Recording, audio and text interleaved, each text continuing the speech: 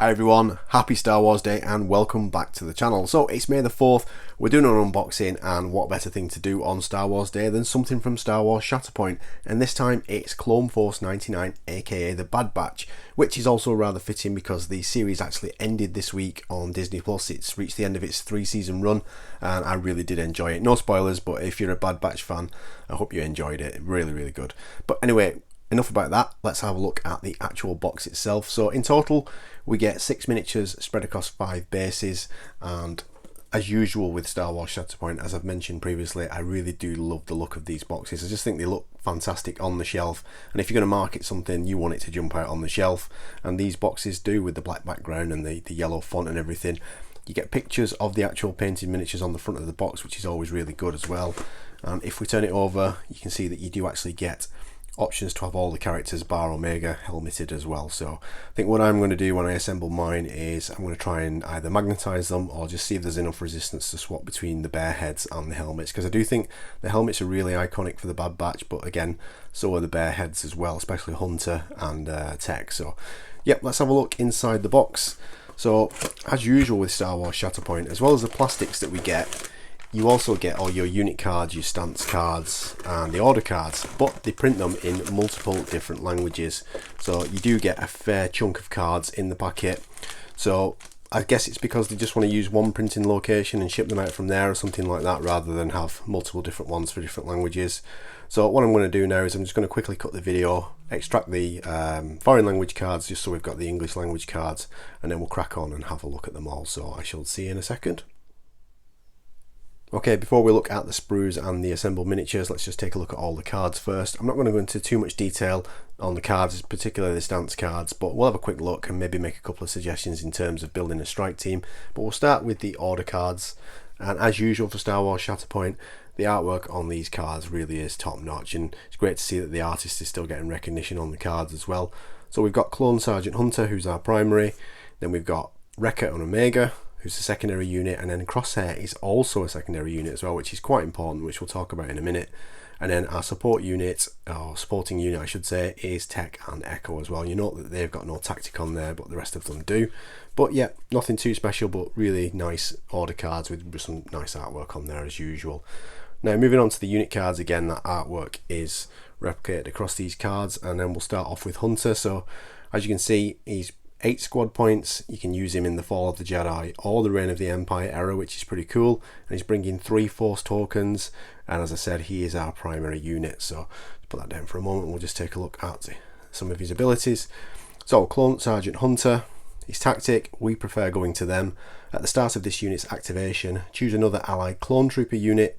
One character in the chosen unit may dash, and if the chosen unit is a Bad Batch character, so they do all have this Bad Batch keyword, they may instead advance, which is really good. 1 Force token he can spend on striking distance, so one character in this unit may dash and then make a 5 dice melee attack, so you've got an extra attack there at the cost of 1 Force. Enhanced Tracker, so this is sort of one of his thematic sort of abilities. When an enemy primary unit makes a move action after all moves have been resolved, this unit may use this ability, so he can dash towards that character in that enemy unit. So that could be really good for closing down a unit that's trying to contest an objective or something like that. This one I think is fantastic. It's hard to compete with the Jedi. So when a character in this unit defends against an attack, it may re-roll up to 2 of its failure results. If the unit is exposed, it can actually re-roll all of its failure results, which I think is really useful. So he's got decent stats anyway in terms of longevity, but this could really help even further. And then this one again, another thematic one, because obviously Hunter is the leader of the Bad Batch. The leader of the batch, when an allied clone trooper character makes an attack as part of a combat action, it may change 1 failure result to a strike. If the character is Bad Batch, it can change 1 failure result to either a strike or an exposure as well. So that could be really good if you're trying to stack those exposure rolls up to get the effects that you see on the stance card. So very interesting. So his keywords are Bad Batch, Clone Trooper, from Galactic Republic, and Scoundrel as well, which is also very interesting. So let's put that one to one side. So our first secondary then is Rea and Omega. So they're going to be points cost 4, again dual error, and they're a secondary unit as I mentioned. So turning it over, I will turn one over the right way one day. Very thematic for Rea, of course, is Bulldoze. At the start of this unit's activation, one character in this unit may dash. If it ends this movement within range 1 of an enemy character, then you're going to push them away. So it could be very, very useful for bulldozing someone off an objective, and it's very, very thematic for the character of Rea as well. His next one...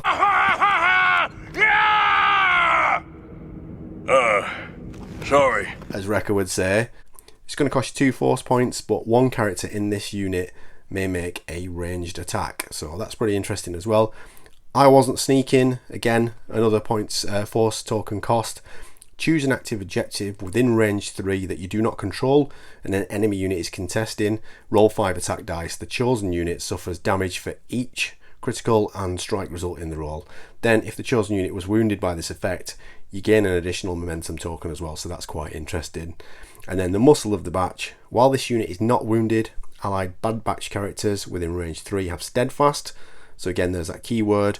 And also, while this unit is not wounded, any allied clone trooper units within range 3 and allied scoundrel characters within range 3 have protection as well. So you're going to be looking for stuff like scoundrel, clone trooper and bad batch keywords. And as I said, they've all got the scoundrel, well, not all of them, which we'll come to in a moment, but most of them have got scoundrel, bad batch, clone trooper and Galactic Republic. So not too bad in terms of stamina and wounds, so very, very interesting. And I love the artwork on this card. They're both on the same base as well, but that's one secondary unit.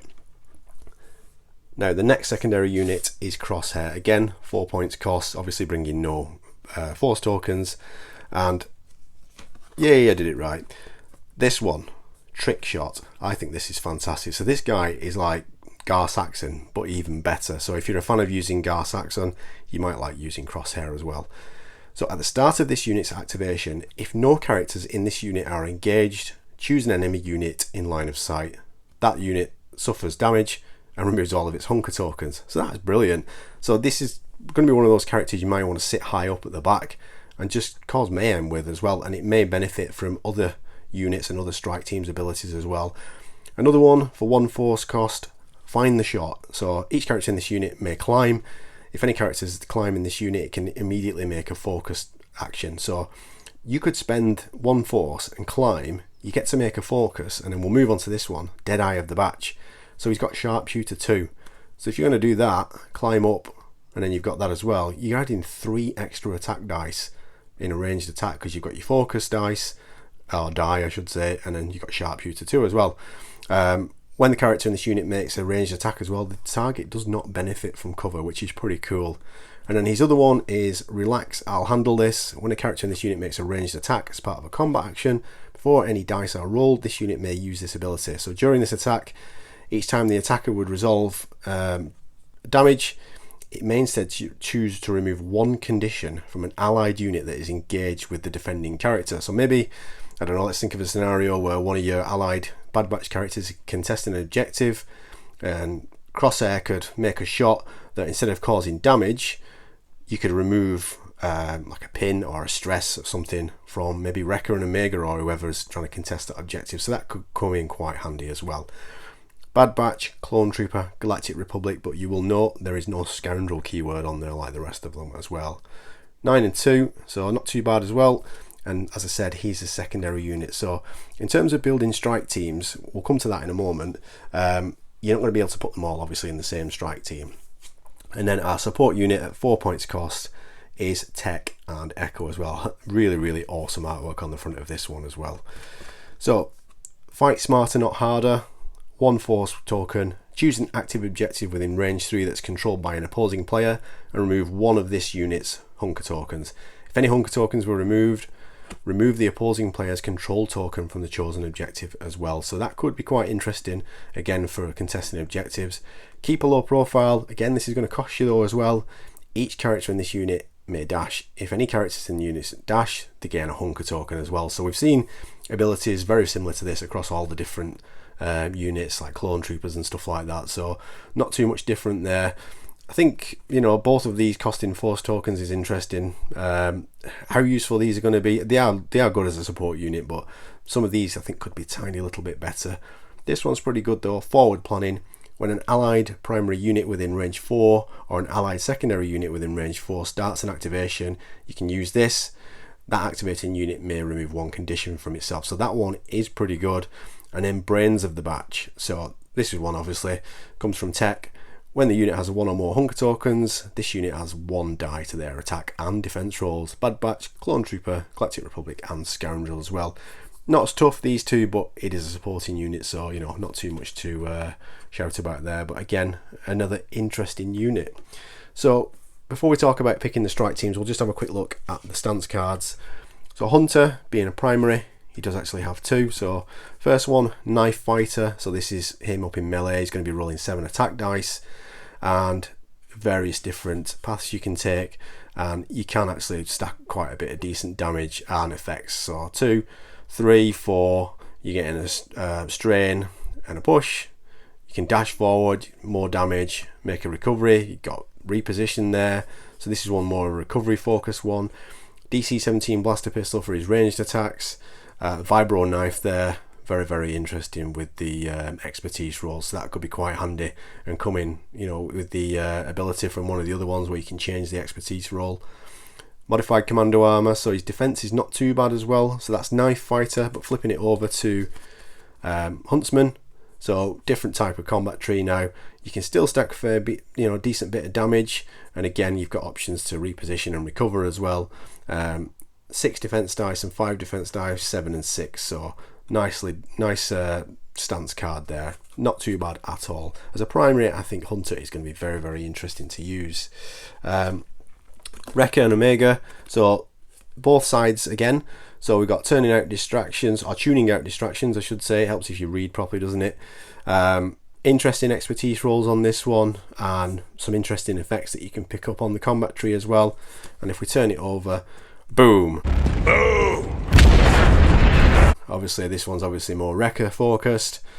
You can get a lot of movement and a lot of pushes with this one, so he is really like a bulldozer, isn't he? Nice interesting stance card as well, and very thematic for Bad Batch. And then moving on to Crosshair. So there's 2 different ones. No, there isn't 2 different ones for this. Sorry, 2 different paths. So we've got a sniper rifle. Melee is not going to be too brilliant, is he? But 2 damage, pin, push, damage, and then pushes. Then also you can get some recovery and some repositions, but still do that damage as well, which is really good. 7 attack dice, but as I said, if you've got the sharpshooter 2 and you make that focus move, if you've climbed, you can really ramp up the damage and start pumping it out with Crosshair, especially if you play him tactically and try and cover those objectives. So again, a really nice card. 5 defense dice across either melee or range, so interesting, but some decent expertise rolls as well if you get lucky with them, or you take advantage of one of those abilities that you can change your expertise roll, change your failure result to an expertise roll. And then lastly, we've got military intelligence. So this is tech. Interesting expertise rolls, nothing too special, but you can get some interesting effects from these ones as well. And then turning it over, there is only the 1 stance card as well. So quite interesting and quite thematic for the Bad Batch. Now, as I mentioned, one thing to note is Crosshair and Rea and Omega are both secondary units. Obviously, Hunter's bringing 8 squad points. So for me, I would be taking Hunter, I will be taking Rea and Omega, and obviously Tech and Echo. I'm going to take them as 1 strike team because it's very thematic and I would want to play Bad Batch on the tabletop. So that leaves you with the conundrum of Crosshair. So obviously it's a secondary unit, you're going to need a primary and you're going to need a supporting unit. It's going to be 4 points cost, so you want something that's going to be bringing at least 7. So maybe Anakin Skywalker could be really good. He does have some decent abilities that you could use.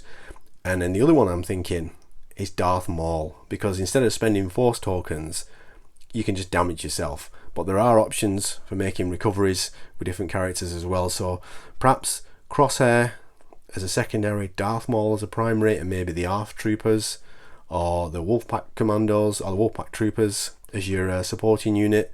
Or maybe you could use Darth Vader perhaps, but he's not going to benefit from some of the keywords. But the reason I mentioned Darth Maul is because he also has that scoundrel keyword as well, so you get a little bit of synergy there as well. So I think it's also a bit thematic playing Crosshair separate from these guys as well, because if you've watched the series, without giving too much away, Crosshair does spend quite a bit of time on his own away from the rest of the squad as well, so that's quite interesting. Now, that's all I'm going to say about the cards, to be honest. I'm not going to go into too much detail. There's tons of videos out there on the internet as well if you want to do sort of list building with these and come up with ideas for strike teams. But what I'll do now is I'll cut the video and then we'll take a look at the sprues, and then again I'll cut the video and build up the miniatures, and we'll finish off by looking at the assembled miniatures. Okay, so we'll start off by having a quick look at the bases, and unfortunately there is nothing special here. These are the same plastic bases that we've been getting in the core box and all the different squad boxes as well. So these are your sort of standard size bases as well. There's only 4 different ones that you can mix and match, so nothing too special there. And then there are 2 larger bases as well for Rea and Omega and Tech and Echo, and again these are just the same ones that we've seen previously, so that's a bit of a shame that we're still getting those same bases.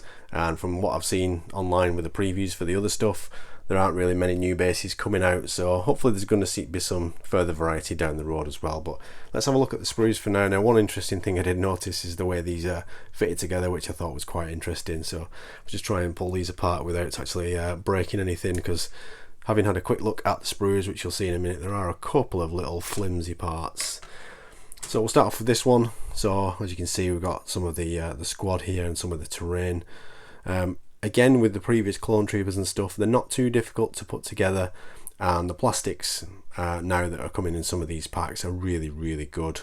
Decent hard plastic, not quite on the same level as like Citadel miniatures, but compared to what we've been getting previously for things like Star Wars Legion and what have you, they really are nice plastics. And you can see like Tech's helmet there as well.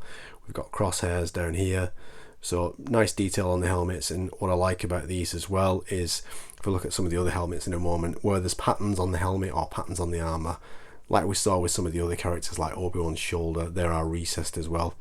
There's 2 different sniper rifles, which is quite interesting for Crosshair, so perhaps depending on whether you have the bear head or you have the helmet, yeah, so you can see he's got his rangefinder down there. So if you're going to use the helmeted option, you're going to have to use that sniper rifle, and if you're going to use the bear head, you're going to use that one. So that's quite a conundrum in terms of wanting to use both helmets. So perhaps I'll just use the helmet version for Crosshair as well, because to be honest with you, that cross tattoo over his right eye I really don't fancy painting on anyway. So, oh, actually it is recessed, so if you were brave enough to use this head, then you can just drop some like contrast in there or some wash or something like that. But that's interesting. That's a bit annoying about the rangefinder, but maybe you could cut it off, stick it on his helmet perhaps. So that's one sprue. And then moving on, looking at the other one, you can see here some of the delicate parts I mentioned. So we've got Omega's bow as well, some really thin plastic there. So obviously when you're cutting that one off the sprue, be very careful. And again, for some of the backpacks, I think that's Tech's backpack, some little flimsy bit there. There we've got Reca's DC-17 Republic Commando blaster, that's awesome. Various different bits. Let's have a look at Reca's face. Yeah, Rea doing his usual shout when he's blowing stuff up or ripping things. And then we've got the helmet as well, with the symbols in there. If you can just see, you've got the 99 in there as well, so it's going to make it a little bit easier to paint. I think as daft as he is, I think Rea probably is one of my favourite characters from the Bad Batch, and Tech as well. Yeah, anyway, really nice plastics again, as I said previously. A nice little bit of terrain there as well for Echo to be hacking, and we should have some other bits on here as well. Is that Echo's helmet, or is it Hunter's? That's Hunter's helmet and Hunter's head there. So yeah, really nice detail on these, and I'm very pleased and I can't wait to get them built. So what I shall do now is I will cut the video, I will get these assembled as fast as I can, and then we'll have a look at the finished miniatures, and then finish off the video by looking at those. So I'll see you in a second. Okay, so we've got the Bad Batch fully assembled, and it actually took a little bit longer than I thought. It's not May the 4th anymore, it's actually Revenge of the 5th, because I wanted to do the cleanup as I was building them, but no issues there. So as you can see, I've actually gone for the helmeted option, and Tech is glued to the base as well. I did look at magnetising the heads and the helmets just to see if I could swap them around, but it looked like it was going to just be too much trouble than it's worth. So I've done the vast majority of the cleanup, just a little bit to do on the bases and some of the joins once the plastic glue's dry. But yeah, really impressed with this one. I think this is probably my favourite out of the entire squad now that I've got it assembled. Looking forward to getting that one painted up. Hunter is another one that's glued to the base. because just the way it sits, the weight would mean it was tippling forward with blue tack on it, so I just decided to glue it on. Plus it looks like it's going to be easy enough to get to for painting as well. I like the terrain that he's leaping over, and I like the pose as well. So another really nice miniature. This one was fairly simple to put together as well. Again, another one looking forward to getting painted. Usually I have a bit of paint fear sometimes as well, but these miniatures I really do want to get painted up, so that's always a good sign. Crosshair, this one's just blue tack to the base. He does come with a little bit of terrain. He's sniping from behind, but I haven't put it on there just so you can see the miniature. You can see that rangefinder that's attached to the helmet there, attached to the rifle I should say, which fits nicely on the helmet once it's all together. So another one that was fairly simple to put together. I thought I might have a few issues with the legs just the way they're positioned, but it was fine. This gap on the back of his backpack there, I might try and use the other sniper rifle to convert into some sort of blaster, because sometimes he does use a shorter blaster carbine in the show. But yeah, another really nice miniature, and again, as you can see, I've gone for the helmeted option as well. Echo, this one is another one that I've just blue tacked to the base, because he's obviously got that terrain piece that he's hacking. Again, another really nice miniature. Love the pose on this one. Tons of detail on this as well, so this one's going to be an interesting one to paint. And as with Crosshair, I thought some of the leg joins might be a bit finicky with the way the pose is, but it's absolutely fine. The way these are designed, they're quite strong on the leg joints, so yeah, no issues there. And again, you can just see on the helmet that 99 symbol, so you don't have to paint it on. It's just a little bit of raised detail there that you can just very gently stroke with the side of a brush, and you should be able to pick out that 99 detail, so that's really cool. And then on to probably the two miniatures that were the hardest and the easiest out of them all. So Omega, I would say, was the hardest to put together, just because it's really small and a little bit finicky, so getting the arms lined up with the bow and stuff like that was a bit of a pain, but it's fine. Blue tack to the base. And then Rea, probably the most simple to put together, probably because of his size as well. Really fun miniature as well. I love this one there. He's just ripping some terrain apart, and he's got his Republic Commando rifle clipped to his backpack there, and a knife on his leg. So again, some nice detail on this. As you can see, the head's wobbling around because I wanted to just show you the bare head as well. I did contemplate putting the bare head on Rea, but I think I just prefer the helmet, and also the rest of the squad are wearing helmets as well, so I've gone for the helmeted option. I think this one probably would be the easiest one to magnetize, probably because of the size of the neck joint, but the rest of them I think would just be too much of a pain. One thing I did consider doing actually was filing the top of his head down flat at an angle, and then filing the bottom of the helmet down, and then gluing the helmet to the top of the head, because sometimes we see him in the show where his helmet's just resting on the top of his head, which always makes me chuckle. So that's an option. Maybe if I can find a spare head and helmet on eBay, I might actually try that. But anyway, that's the assembled miniatures and a look at Clone Force 99 for Star Wars Shatterpoint. So let me know in the comments, what do you think of the Bad Batch? Do you play Shatterpoint, or is it something that you might consider trying? I know I mainly do Warhammer content on the channel, but I would really recommend trying Star Wars Shatterpoint. It's a superb game, and it's one of those games where your miniatures stay on the tabletop as well, so if you put all that effort into assembling and painting something, it doesn't get wiped out in turn one, which is always a bonus. But anyway, I've gone on long enough. If you enjoyed this video, please let me know by giving it a thumbs up, clicking on the like button, because that really does help me out. Don't forget to leave a comment, let me know what you think, and if you didn't enjoy the video, rather than giving it a thumbs down, just leave me a comment, let me know what you didn't like, because that will always help me make better videos anyway. If you want to hit the subscribe button, that would really help me out as well. I'm trying to get to 2,000 subscribers. I think we're currently almost at 1,900, so please hit the subscribe button. You don't have to click on the bell, so you won't get spam with notifications, but you will really help me out. And don't forget, you can catch me in the Warhammer podcast every Tuesday night, or every Tuesday lunchtime I should say, UK time. We film it on a Monday night and it goes out on the Tuesday, and there's all sorts we discuss on there, from hobby news, Warhammer news, and we always have guests on as well, so that's always a bit of fun. But anyway, that's it for now. Thank you very much for watching, as always. I really appreciate it. Hope you're having a great weekend, and I will see you in the next one. Take care.